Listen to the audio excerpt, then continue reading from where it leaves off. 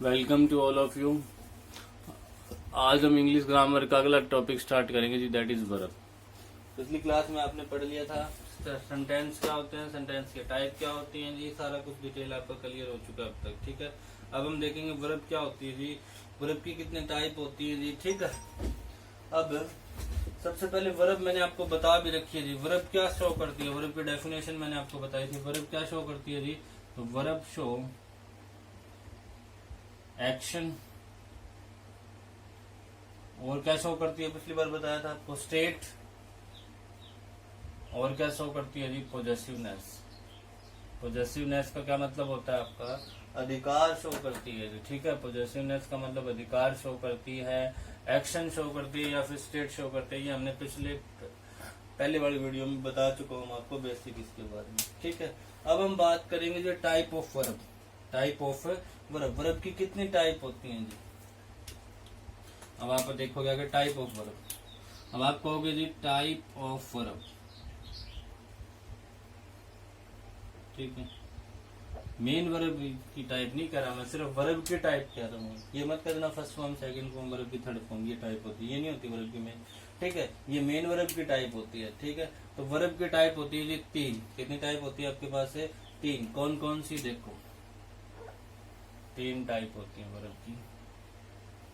सबसे पहले होती है जी आपके पास ऑक्सिलरी वर्ब, जिनको हम हेल्पिंग वर्ब भी कह देते हैं। ठीक है, क्या कह देते हैं जिनको हमें, हेल्पिंग वर्ब,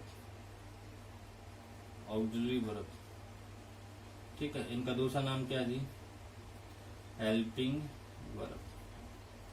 ठीक है, इनके अंदर क्या क्या आता है जी, इनके अंदर आता है आपके पास प्राइमरी वर्ब और मोडाल्स। इनके अंदर हमने दो और टाइप कर दिए, क्या क्या आते हैं, प्राइमरी वर्ब, प्राइमरी वर्ब, और दूसरा क्या आता है आपके पास, मोडाल्स। ठीक है, ये हर एक टॉपिक को हम क्लियर करेंगे जब इसके साथ। सबसे पहली टाइप कौन सी बताई हमने, ऑक्सिलरी वर्ब, इसी को कह देते हैं हेल्पिंग वर्ब। ये होती है प्राइमरी वर्ब, और इसके मोडाल्स हमने दो हिस्सों में तोड़ दिया जिसको। फिर हम नेक्स्ट चलते हैं, आपकी दूसरी टाइप होती है मेन वर्ब। दूसरी टाइप कौन सी होती है जी, मेन वर्ब। मेन वर्ब को हमने फिर और हिस्सों में तोड़ दिया जी। कौन कौन से, देखिएगा जी आप। सबसे पहले है ट्रांजिटिव, ट्रांजिटिव वर्ब। दूसरी है आपकी इंट्रांजिटिव वर्ब, और तीसरी है आपकी डाई ट्रांजिटिव वर्ब। ठीक है, एक टाइप थी आपके पास ऑक्सिलरी वर्ब, उसको हेल्पिंग वर्ब कह देते हैं। उसके दो टाइप बताए, प्राइमरी वर्ब और मोडाल्स। फिर एक मेन वर्ब, मेन वर्ब को क्या बताया, ट्रांजिटिव वर्ब, इंट्रांजिटिव वर्ब और डाई ट्रांजिटिव वर्ब। तीसरी बच गई आपके पास लिंकिंग वर्ब, इसकी कोई और एक्स्ट्रा टाइप नहीं है जी। तीसरी बच गई आपके पास लिंकिंग वर्ब। ठीक है, अब हम एक एक चीज डिटेल से क्लियर करेंगे, यहाँ से आपके मोडाल्स भी क्लियर हो जाएंगे वर्ब के टॉपिक के अंदर ही।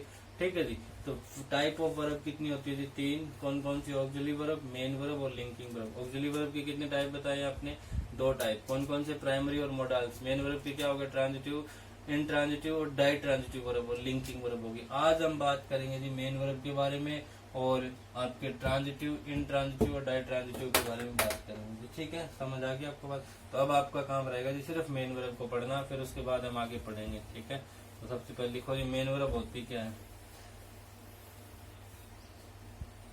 देखो, मैंने आपको वर्ब में बताया था कि जो आपकी एक्शन शो करे, स्टेट शो करे और पॉजेसिवनेस शो करे, वो आपकी वर्ब कहलाती है। तो मेन वर्ब क्या शो करती है जी, मेन वर्ब शो करती है सिर्फ एक्शन, सिर्फ और सिर्फ क्या एक्शन करती है जी। ये टाइप है ना वर्ब की एक है, तो ये शो करती है एक्शन। ये लिख दोगे, मेन वर्ब क्या शो करती है जी, एक्शन शो करती है।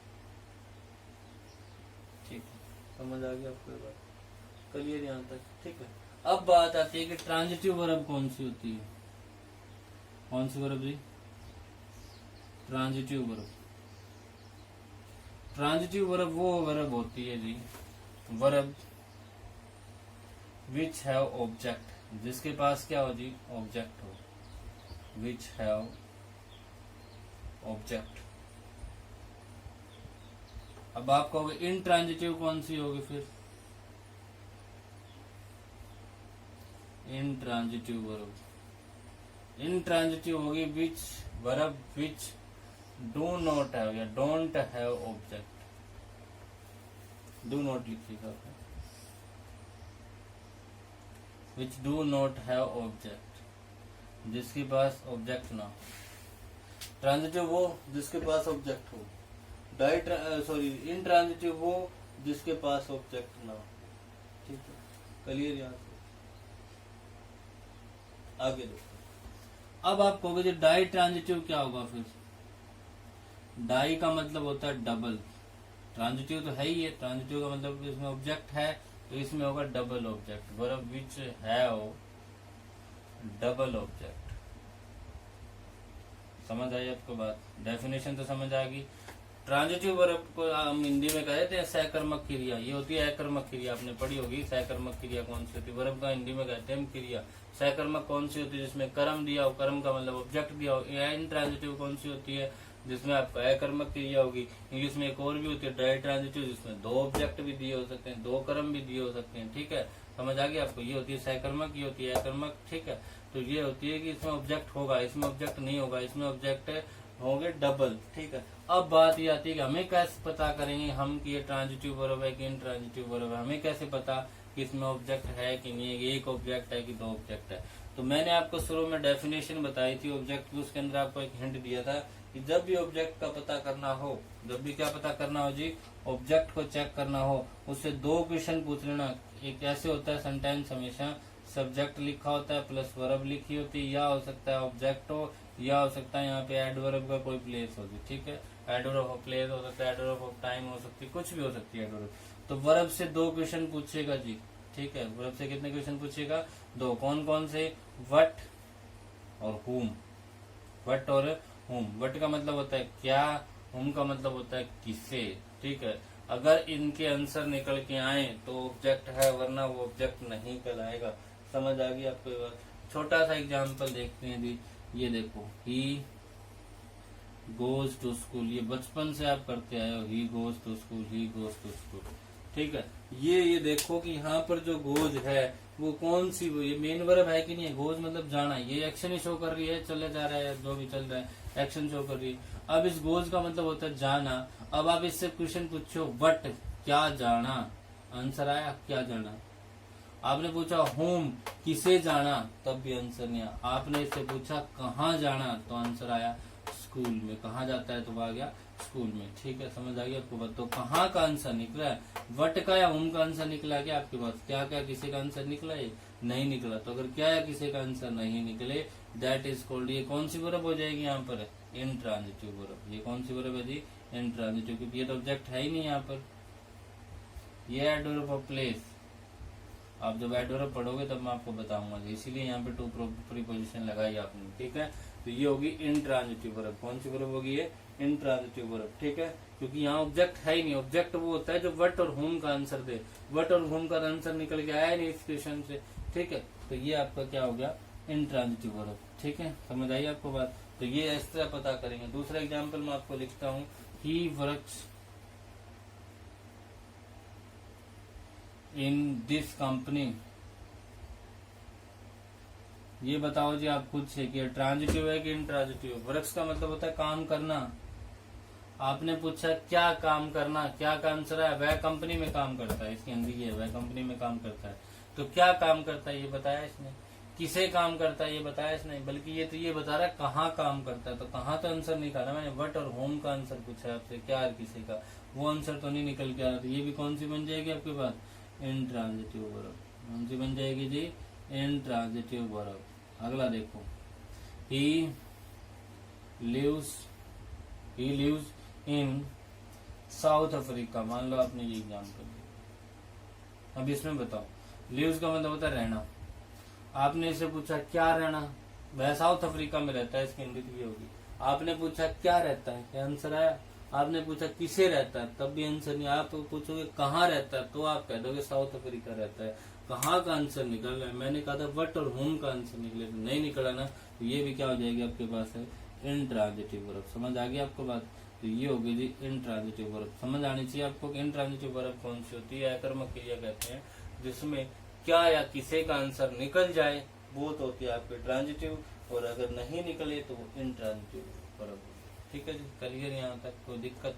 अब मैं और एग्जाम्पल आपको देता हूँ, उससे आप बताओगे कि वर्ब ट्रांजिटिव है या इंट्रांजिटिव। ठीक है, he demanded money, he demanded money, ये बताओ चक्कर। और बताओ आप, he opened the gate, he opened the gate.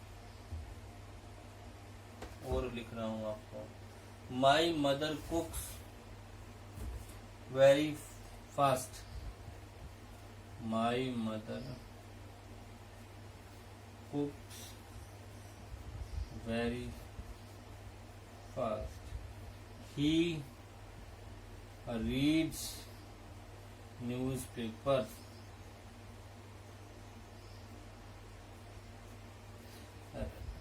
Rohit killed a snake। अब देखो, इनमें ये बताना है आपको कि वर्ब कौन सी है, ट्रांजिटिव है कि आपकी इंट्रांजिटिव है। डायट्रांजिटिव का मैंने अभी आपको बताया नहीं एग्जाम्पल, आप ट्रांजिटिव इंट्रांजिटिव में बताओगे। डिमांड यहाँ वर्ब है, पहले वर्ब अंडरलाइन कर लो। डिमांड है, ओपन है, ये कुक्स है, रीड है और ये किल है, ये वर्ब है। ठीक है, डिमांड का मतलब होता है मांगना। ही डिमांडेड मनी का मतलब होगा उसने पैसे मांगे। उसने क्या मांगे? पैसे। अब मैं डिमांड से क्वेश्चन पूछता हूँ, वट, वट का मतलब क्या होता है? क्या, क्या डिमांड करी? आंसर आया मनी। क्या डिमांड करी? मनी। तो मनी ऑब्जेक्ट हो गया कि नहीं? क्या का आंसर मिल रहा है? तो ये कौन सी हो जाएगी आपके पास? Transitive verb. He open the gate, open का मतलब खोलना, उसने गेट खोला। उसने क्या खोला? क्या का आंसर निकला? नहीं निकला, गेट खोला। क्या का आंसर है कि नहीं सेंटेंस में? तो ये भी आपके पास क्या है? ऑब्जेक्ट है इसमें। ये भी कौन सा बन जाएगी? ट्रांजिटिव। माई मदर कुक्स वेरी फास्ट, मेरी माता जी बहुत तेज खाना बनाती है। तो कुक्स का मतलब पकाना हो गया। अब पूछो क्या पकाती है, कि क्या का आंसर मिला आपका? किसे पकाती है, क्या उसका आंसर मिला आपका? ठीक है जी, तो क्या है किसे, दोनों का। ये तो ये बोले कैसे पकाती है, इस चीज का आंसर निकला, वेरी फास्ट आया। क्या या किसी का आंसर नहीं आया, तो ये क्या हो गया आपके पास? इंट्रांजिटिव। समझ आई आपको बात?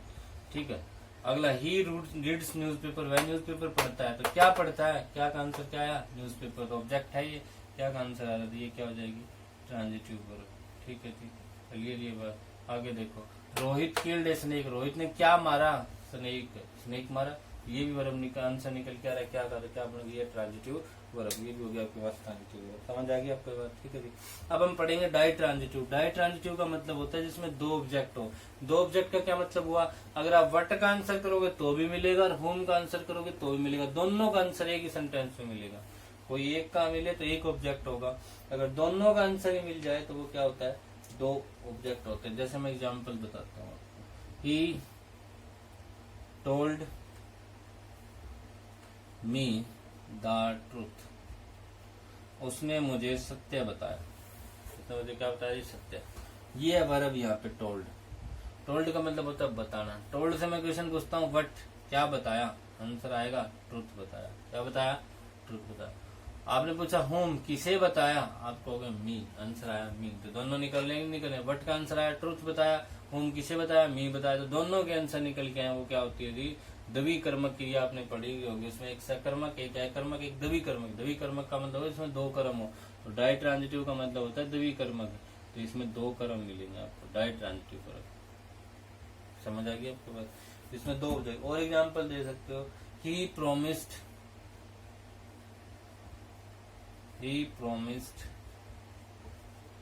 me a job, उसने मुझे एक जॉब के लिए प्रॉमिस किया था। ठीक है, तो प्रॉमिस ये वर्ब है यहाँ पे। प्रॉमिस से क्वेश्चन पूछो, वट, क्या प्रॉमिस किया था? जॉब के लिए प्रॉमिस किया जी। किसे प्रॉमिस किया? होम, किसे किया? मुझे किया। दो है, ये भी किसका एग्जाम्पल हो गया? डाई ट्रांजिटिव वर्ब का। ठीक है, डाई ट्रांजिटिव वर्ब का मतलब जिसमें दो ऑब्जेक्ट मिलेंगे। दो ऑब्जेक्ट का कैसे पता चलेगा? वट का भी आंसर मिलेगा और होम का आंसर, दोनों का एक साथ मिलेगा।